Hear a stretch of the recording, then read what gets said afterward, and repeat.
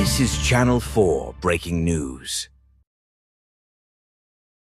අයිබෝවන් මේ මොහොතේ අපට ලැබෙන විශේෂිත ප්‍රවෘත්තියක් වෙතටයි යන්නේ.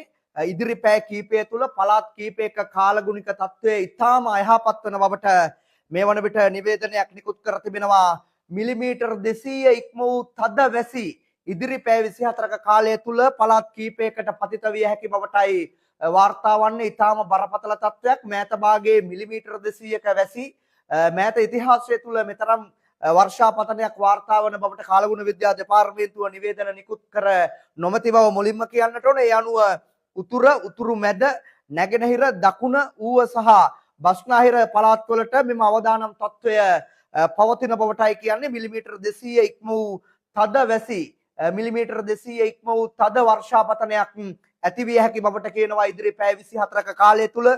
ඒත් එක්කම තවත් ප්‍රධාන නිවේදනයක් නිකුත් වෙනවා. ප්‍රධාන ගංගාවල ජල මට්ටම් ඉතාමත් ඉහළ මට්ටමක මේ මොහොතේ පවතින බැවින් හදිස්සි වර්ෂාවකදී වත් ගම් වතුර තත්ත්වයක් ඇතිවීමේ අවදානමක් තිබෙන බවට කියනවා. නිවේදනය නිකුත් කරමින් මේ බව වාරිමාර්ග දෙපාර්තමේන්තුව සඳහන් කර තිබෙනවා. මේ වන විට දකුණු අන්දමන් මුහුදු ප්‍රදේශයේ ආසන්නයේ වර්ධනය වෙමින් පවතින අඩු පීඩන කලාපයේ හේතුවෙන් දිවයිනේ පළාත් 6කට මිලිමීටර් 200 ඉක්ම වූ තද වැසි පතිත විය හැකි බවටයි මේ මොහොතේ වාර්තා වන්නේ. අනුව උතුරු පළාත, උතුරු මැද පළාත, නැගෙනහිර පළාත, දකුණු පළාත, ඌව පළාත, බස්නාහිර පළාත දැඩි අවදානම් තත්ත්වයක පවතින බවටයි වාර්තා වන්නේ. මෙම තත්ත්වය අඩු වැඩි වශයෙන් මේ අද දවසේ සිට 25 වෙනිදා සිට නොවැම්බර් මාස 30 වෙනිදා දක්වා පවතින බවටයි වාර්තා වන්නේ. ඉතාමත්ම බරපතල තත්ත්වයක්.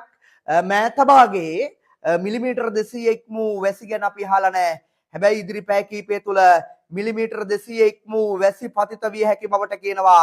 එලෙස සඳහන් වන පළාත් වන්නේ උතුරු පළාත, උතුරු මැද පළාත, නැගෙනහිර පළාත, දකුණු පළාත, ඌව පළාත සහ බස්නාහිර පළාත් වලට පළාත් 6කට මිලිමීටර් 200 ඉක්ම වූ තද වැසි පතිත විය හැකි බවටයි මේ වන විට කාලගුණ විද්‍යා දෙපාර්තමේන්තුව සඳහන් කර තිබෙන්නේ. ඉතාම බරපතල තත්ත්වයක්, ඉතාම අවදානම් සහගත තත්ත්වයක් ලෙස හඳුන්වන්නට පුළුවන්. ඒත් එක්කම අපි කාලගුණ විද්‍යා දෙපාර්තමේන්තුවේ ප්‍රකාශයකට දැයනවා. දැනට දිවයිනට බලපාන කාලගුණික තත්ත්වයට ප්‍රධානම හේතුව වෙලා තියෙන්නේ දකුණු අන්දමන් දූපත් අසල තියෙනවා අඩු පීඩන කලාපයක්. ඊට අමතරව අපේ දිවයින ආශ්‍රිතවත් අඩු පීඩන කලාපයක් වර්ධනය වෙලා තියෙනවා. මේ අඩු පීඩන කලාප දෙකම හේතු කොටගෙන දිවයින තුල තියෙන වර්ෂාපතනයේ වැඩිවීමක් අපිට පේනවා. විශේෂයෙන්ම මේ තත්ත්වය අපිට අද දිනේ ගත්තම උතුරු මැද නැගෙනහිර ඌව සහ මධ්‍යම වගේ පළාත්වල අහස වලාකුළින් බරවත් තියෙනවා.